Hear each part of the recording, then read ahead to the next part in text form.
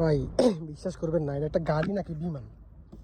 মানে আমি প্রথম দিন আমার যখন চালাইতে দিছে, এটা হচ্ছে মোটামুটি কফিলের গাড়ি, প্রথম দিন আমাকে যখন চালাইতে দিছে আমি গিয়ার খুঁজে পাচ্ছিলাম না। গাড়ির গিয়ার কই, এখানে কোনো গিয়ার নাই, দেখেন কোনো কিছু নাই।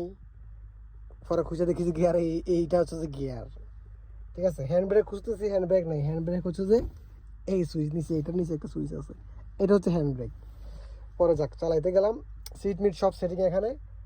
মানে এরপরে গাড়ি পার্কিং করতে যাই দেখি এই অবস্থা। এখন আবার আসছি, কফিল দিছে, এক জায়গায় যাবো। তো মানে কি একটা জীবন যাপন চিন্তা করেন। গাড়িতে আছে না বিমান আছে, দেখেন এটা করতে অস্থির অবস্থা। তো এগুলো সকাল সকাল আমাদের জন্য। এই গাড়ির দাম মনে করেন আমরা 2টা কিডনি বেচার পরে 2টা যদি বিসিও বিক্রি করি, তারপরে এই গাড়ির দাম হইব না মনে হয়।